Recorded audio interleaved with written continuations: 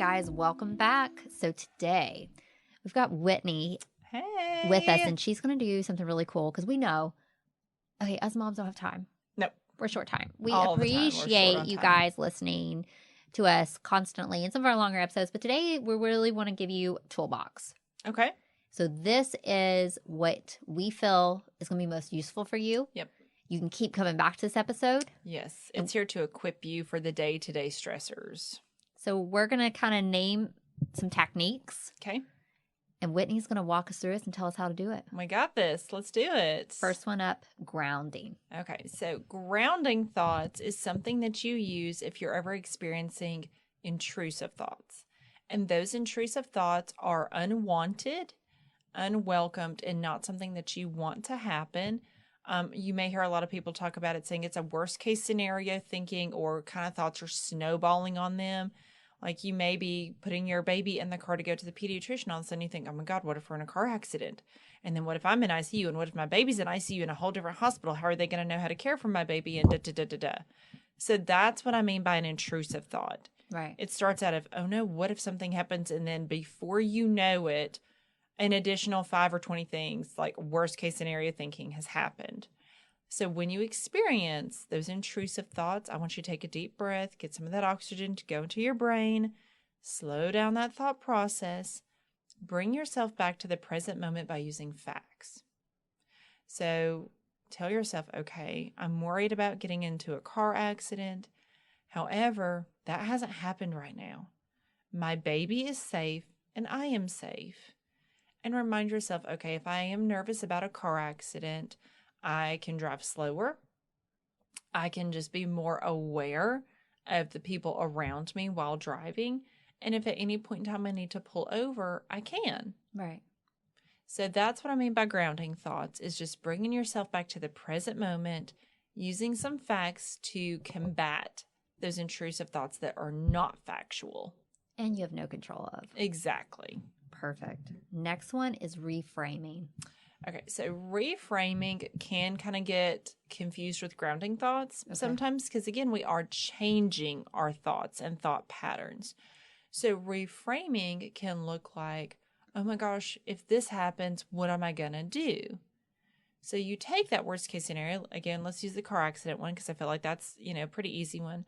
So let's just say you have the thought of, oh my gosh, what happens if I get rear-ended while I'm driving my baby to the doctor?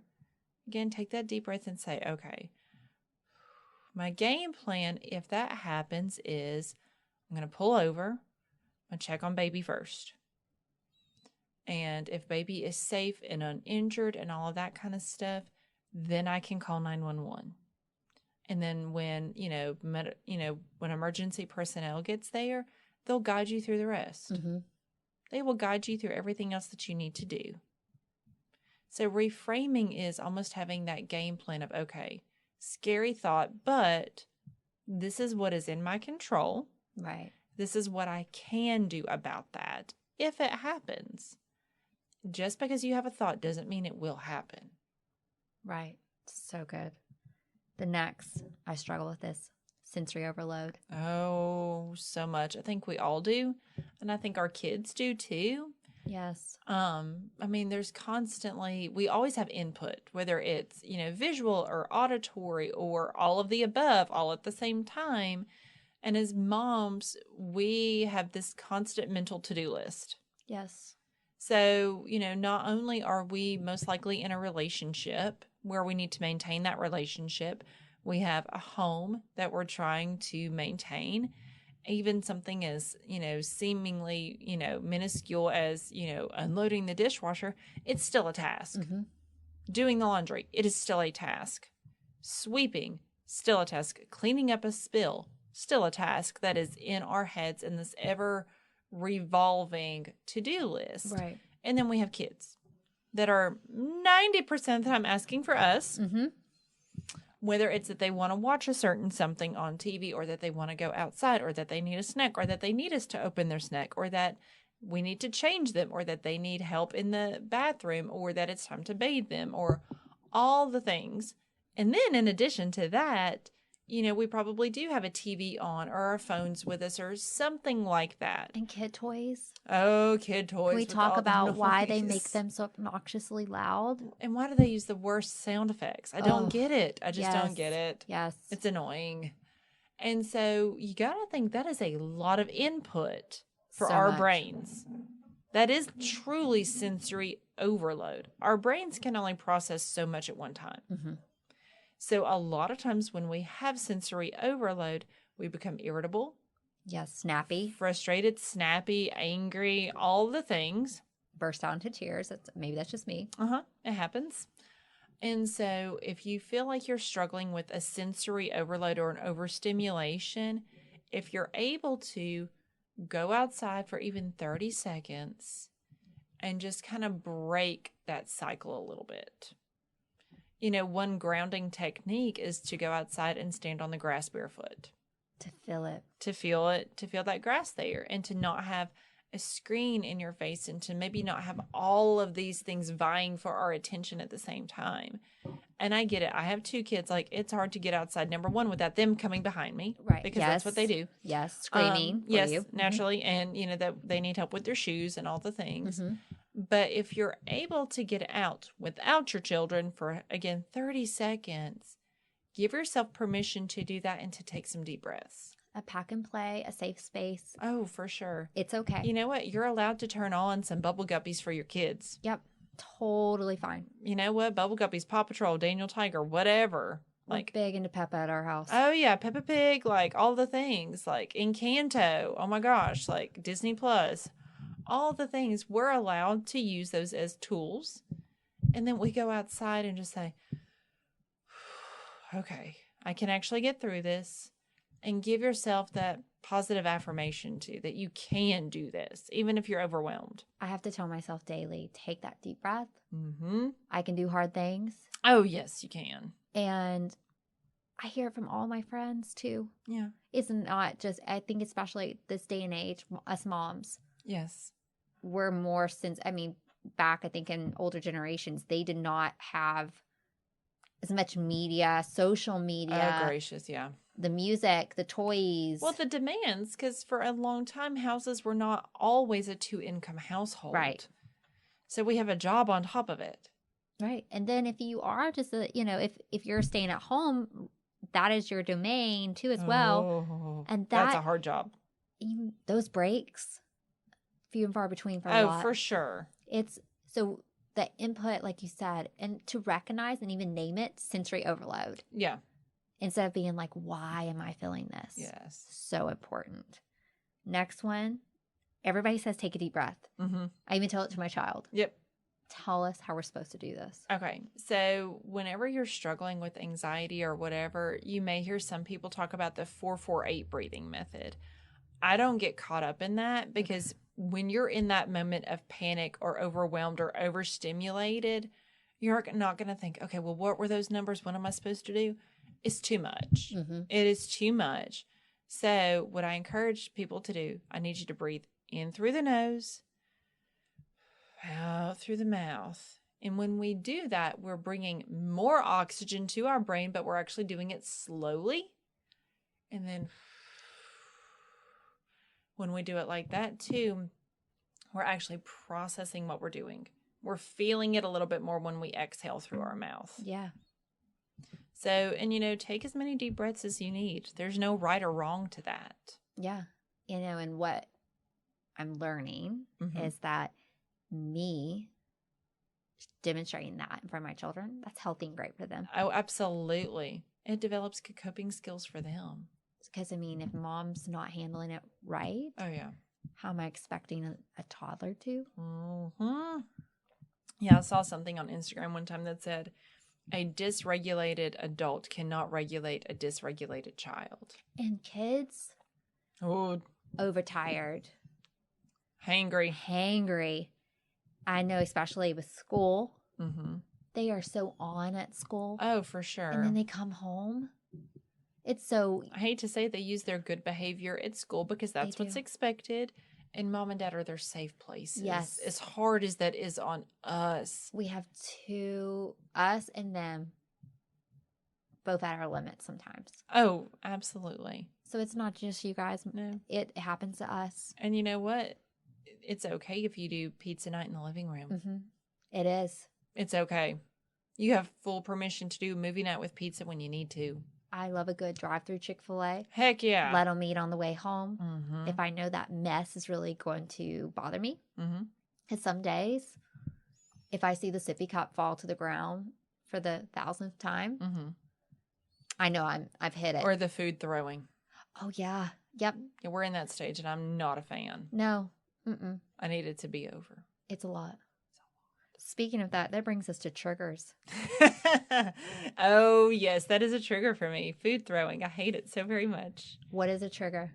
A trigger is anything that happens that you can tell you almost have an immediate emotional or visceral reaction to. And when I say visceral, I mean like a physical reaction to.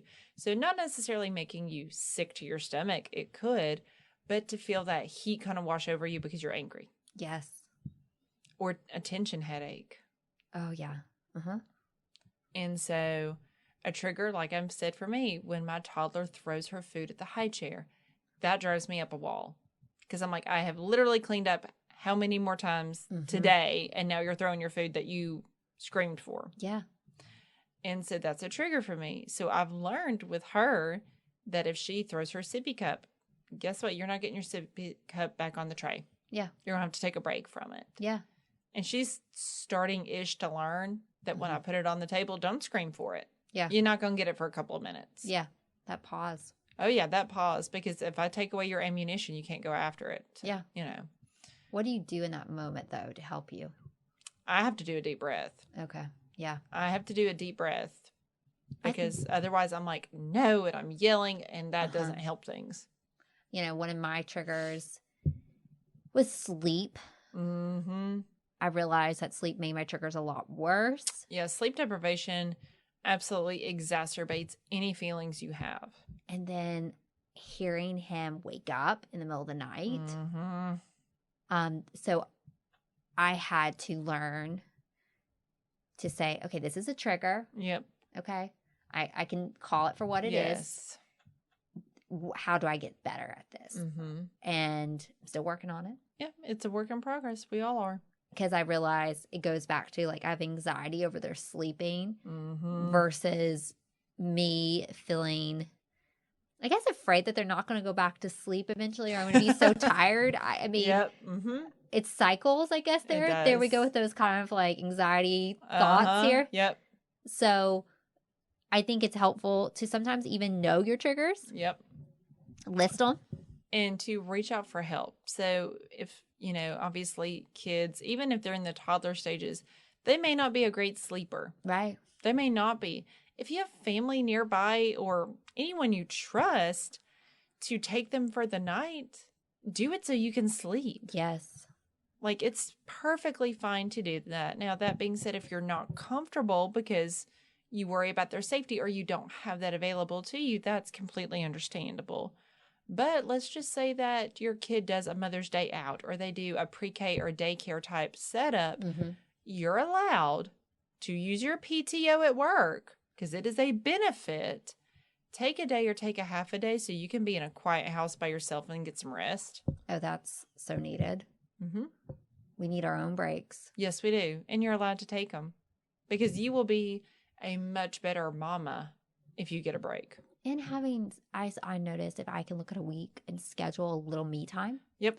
Have a schedule. And you know it's coming. You can anticipate that with excitement. Even if it's 10, 15 minutes. Oh, yeah. For sure. So impactful. Absolutely. Our last one as our toolbox for today is going to be voice journaling. Okay, so I'm a huge advocate of this. I tell my clients to do this all the time, regardless of maternal mental health being why they're coming to see me. But we all go through really hard stuff in life. Yes. Life is overwhelming. You know, unfortunately, we may experience family members or friends passing away or getting a bad diagnosis. We may be overwhelmed with work, with family, with kids, with our house. I mean, life can be really cruel sometimes. And that's just in our personal lives. That's not even taking into account what happens worldwide. Yeah. You know, the things that we see and hear on the news. It's a lot. So it's understandable that we feel overwhelmed. It's understandable that we feel like we're just at our wits' end. Yeah.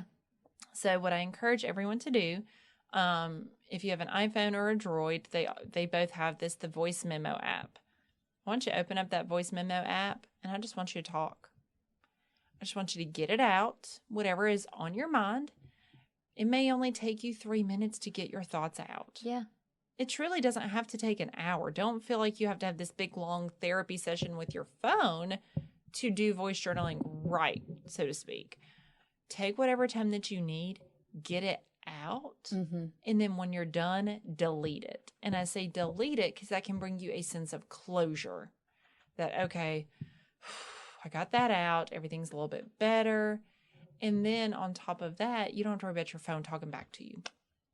Please and thank you. Because, I do think that partners mean well, but sometimes they want to give us advice or feedback and we're not looking to them to fix it. Oh, the fixing. We just need to get it out. Yeah.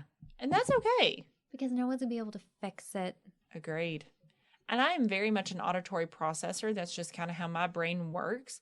So there are times where I've had to tell my husband, I'm not asking for advice, not asking for feedback. I just need to get it out. Yeah. Because if there is a solution, sometimes I can figure it out if I just speak it. Yes. I just need to be able to hear it because that's just how my brain works. Yeah. That's okay. But voice journaling, huge, huge help. I love it. You have provided us with an awesome toolbox. Yay. Options, mamas, come back to this. Yes. Listen to this as often as you need to. And we're going to expand more as we continue on. But these are these crucial tools. Implement them in your day-to-day life. They will help, we promise. Absolutely. As always, we appreciate you guys. Till next time.